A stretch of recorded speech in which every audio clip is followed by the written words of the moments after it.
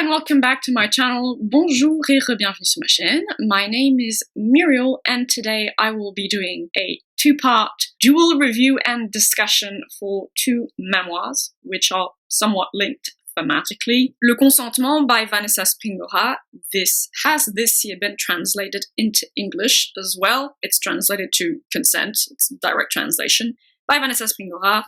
And Being Lolita by Alisson Wood. This also came out this year, last month I think, something like that. A dual review because I'm going to be talking about two books which are somewhat linked thematically, but in two parts because I realized that I have a lot of thoughts, especially about Being Lolita by Alisson Wood, and it's also going to be a discussion because I will be interjecting comments to do with personal lived experience. I'll get to that in a second. So I felt that if I tried to cram all of that in a single video, it'd be fairly long. Now, I don't shy away from making long videos, but some of you might only be interested in my thoughts about the memoir Being Lolita or the memoir Le Consentement. So it's just simpler for me to do it in two parts. The first part will be dedicated to Le Consentement, Consent by Vanessa Springora.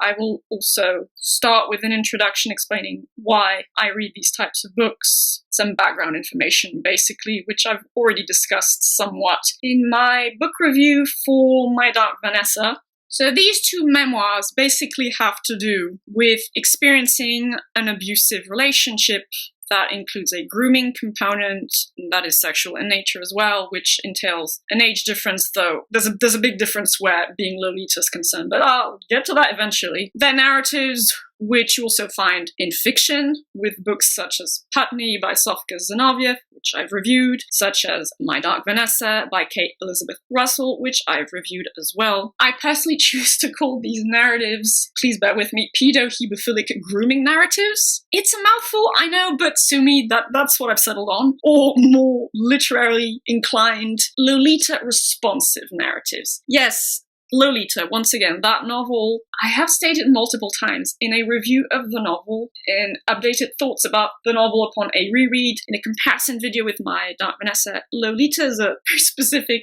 piece of English language literature, doing its own things with themes, with language, with character work, etc. However, it has birthed this archetype of the presumably sexually provocative, very young teenager on the cusp between childhood and biological adulthood, sadly, I might add, the nymphette, the Lolita, and thus now you see several narratives, whether they be fictional or real life, come out by women, by victims, of basically what would be the point of view of Lolita in Nabokov's Lolita. So I call these narratives Lolita-responsive because they're in a relationship, they're in a discussion, a response discussion to the novel Lolita, even though Lolita itself is kind of doing its own thing, and it's also quite distinctive in the sense that it doesn't actually include grooming. I need to say this outright because this is going to be prevalent in the rest of my critiques. There is no grooming in Lolita. There's no grooming relationship.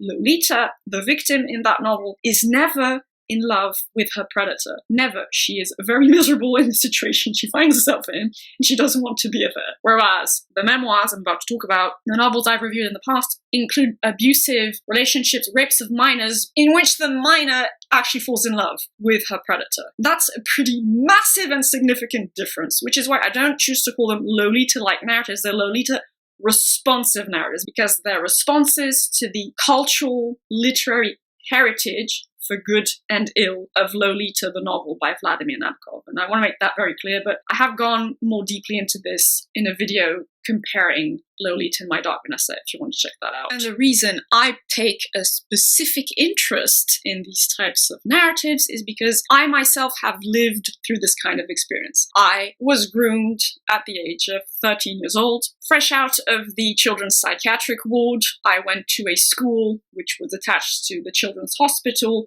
followed the classes of my high school alma mater at this hospital school, and there was a maths and science teacher there who groomed me. I fell in love with him. He raped me when I was 13 years old, and he groomed me into a relationship with him that lasted until I was just short of 20 years old.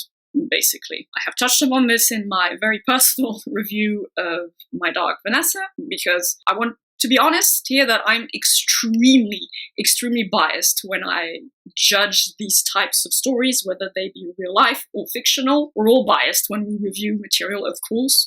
We're all biased when we review books. But I mean, in this case, I'm very, very biased for a very specific reason. And I want to be transparent about that. I judge these books, obviously, on their literary merits and things like that, but I also judge them on relatability, whether or not I can recognize myself in those stories. I should also add, because this has somewhat shifted since my reading and review, or my first reading and review of My Dark Vanessa, I have now come to the acceptance, sort of, I'm still working on that I was in fact groomed and raped and sexually abused and emotionally abused. This has taken me about 15 years. It's taken me 15 years of my life to get to this very distressing conclusion. And this actually has been helped by reading books like My Dark Vanessa or the memoir I'm going to talk about in this review. And the kicker is that my abuser recontacted me last summer, basically, well, to proposition me, to put it bluntly. That also explains why my mental health took a massive nosedive, why I was in the hospital for 3 months. And I have decided since then to pursue legal action against this man, because I also kind of learned through my lawyer that I wasn't the only one, actually.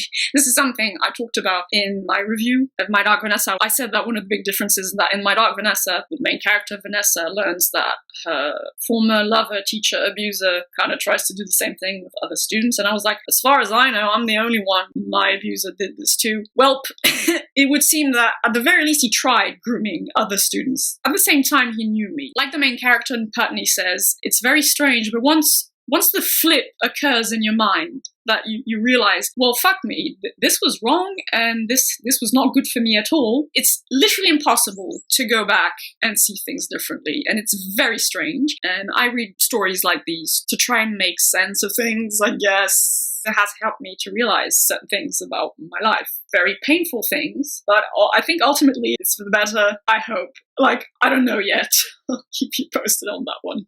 This brings me to my actual review / critique / discussions of these two memoirs. I'm going to start with Le Consentement by Vanessa Springora, which was published in 2020, and that's when I first read it. I decided to reread it because I was going to read Being Lolita by Alisson Wood. It has also now this year been translated and published into English, so my fellow English speakers, if you wish to check it out, you now can. Of course, I'm reviewing the original language French version. I think that's obvious, so I cannot comment as to the quality of the translation. So, Le Consentement, a memoir. Like I said, the author, Vanessa Springora, was groomed into a relationship with a French author, Gabriel Matzneff. This was, in fact, in the news when this book came out, and the author is now on trial for promoting pedophilia in his writings. I'm not exactly sure what the specific charges are, but something akin to that. Because he, in fact, he wrote about his attraction to very young people in some of his books. One of his books is literally called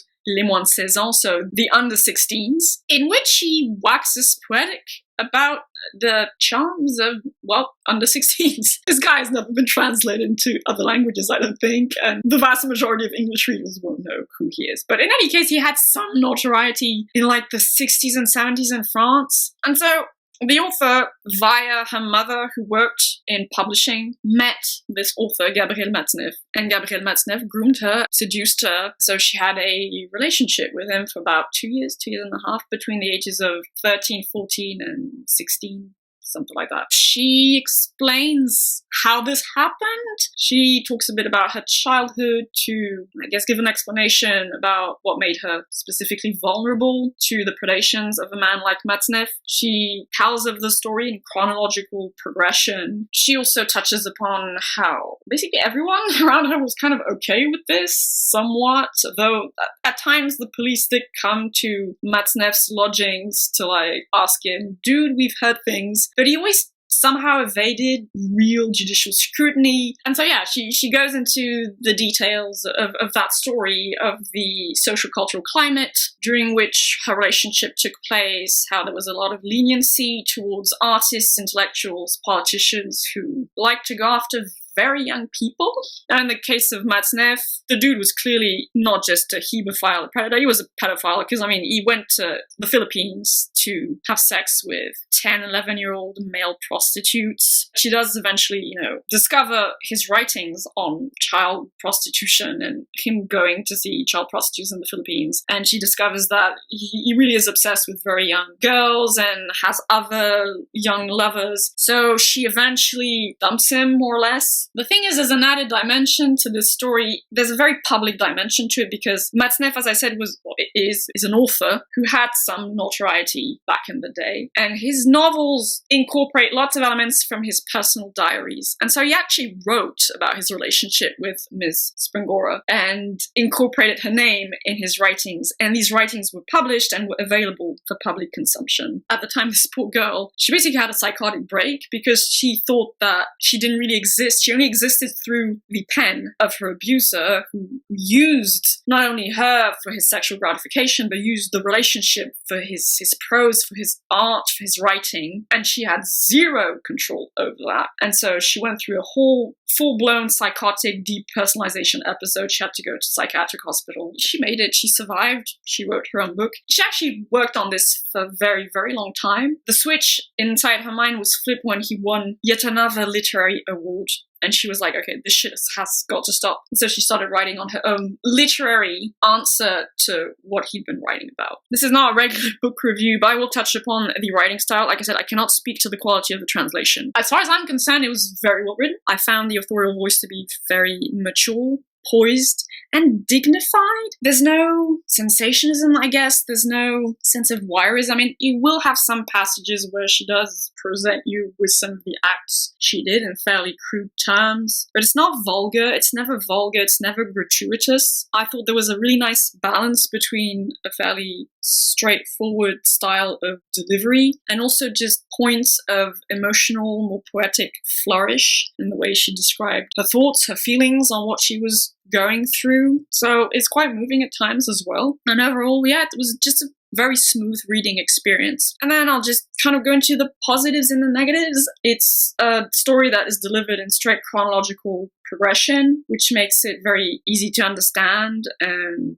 assimilate, I guess. So I enjoyed that. It's a very clear, concise narrative delivery. I think the author also did a very good job of intertwining with her personal lived experience this social cultural context she was living in, of leniency towards men in power and their sexual behaviors of all sorts, basically, whether it's not giving a crap about consent when it came to sex with women their age or with sex with underage women, even children and underage boys as well. I think that was very interesting. At times when I couldn't perhaps relate that much to the author herself or what she experienced or thought about her experience, I was definitely engaged by this commentary on the wider social cultural context, and which I've read a bit about since then, like in newspapers and on the internet and things like that. I didn't feel this way when I first read it last year, but now I sort of changed my mind. This has actually gone up in my rating. She actually does have a good grasp of Matzneff's psychology, the way she presents the character, the way she analyzes his behavior, the things he says to her, the things he does with her, the way he behaves. I thought it was actually quite on point, and it was very easy for me to connect it with fictional predators such as Humbert Humbert,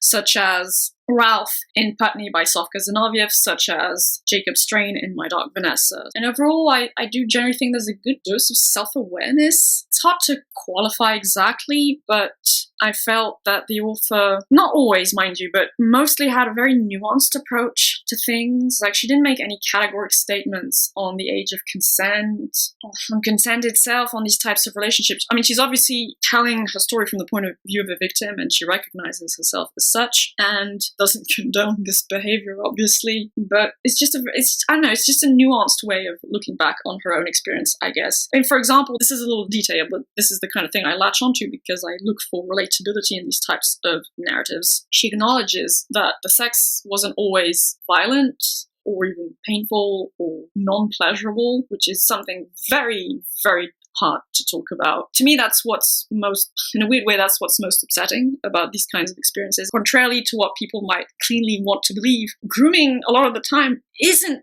physically violent. I mean, apart from, the fact that you are raping a minor or a vulnerable person, and that is itself a type of violence. But I mean, the violence is more psychological because it's manipulation and coaxing someone into a situation which they aren't ready for, which they aren't capable of truly evaluating, assessing. And so this is exactly what she went through. She was in love with the man, and at times the sex was pleasurable even. And it really fucks with her head, because then she learns that Matzneff also raped 10-year-old boys, and she felt like she was basically an accessory to crime. Like, she herself was basically a pedophile, a rapist, and she was guilty for even, caring about this man, and how earth-shattering that is to your sense of self-worth, to your self-identity. And she does a brilliant job of expressing it on the page, I guess. It's very painful to read about, because I could understand parts of those feelings. And also just a tiny little detail. Of course, all of these stories mention at some point or another Lolita by Vladimir Nabokov. Like I said, these are Lolita-responsive narratives, as I choose to call them. So she did, in fact, at some point read Lolita. I don't know if this was suggested by Matzneff. I'm sure you would have found a kindred spirit in the character of Humbert. But she states outright she doesn't understand why people think Lolita does the apology of pedophilia. She says this is completely false. If anything, it's a great argument against pedophilia. Now, she does say, I don't know if maybe Nabokov had leanings that he tried to fight off. I don't think that's true at all, by the way, but I mean, I don't think she did any kind of specific research on the author. But she clearly read Lolita and got it, is my point. She understood what the book was about and what it wasn't about. And so she does, drop a paragraph about this towards the end of the book, and I was like, thank you. I appreciate that. But then there were a few negatives. Just, I guess, directions she took that I didn't quite understand. The first chapter of her memoir is dedicated to her childhood. She explains that she came from a broken household. Basically, her parents fought violently all the time. She had an absent father who just kind of he left. Was like, I'm done. She really defined herself by this absence of a paternal figure, something which I don't relate to at all, but okay, fair enough. That was part of her experience, and presumably that's how I understood it. She thought that absence of a paternal figure made her particularly vulnerable to predation, because she found not only lover in the figure of Matzneff, but like a pseudo-paternal figure. I will say, though, that oftentimes these predators do actually themselves incorporate pseudo-paternity into their psychological makeup. It's really fucking weird and gross and disgusting and disturbing. There's a weird mix-up between sex, power, and paternity in their minds.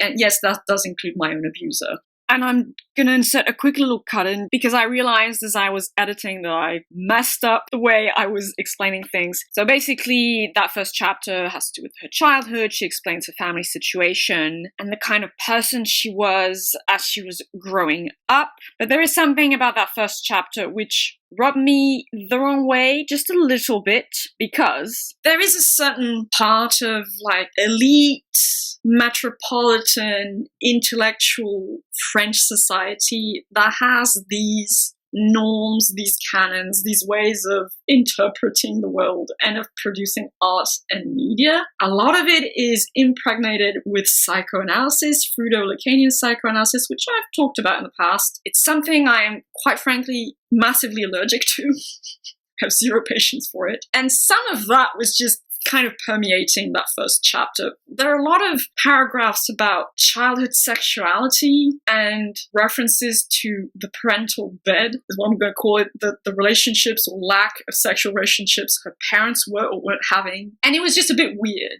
Again, it's her choice. Not disputing that. I just didn't really understand the relevance and the relationship to the rest. Did she think that made her more susceptible to predation, or does she think that made her precociously sexual? Because that's kind of the thing she says, that I was precocious and already thinking a lot about sex when I was very little. And I was like, okay.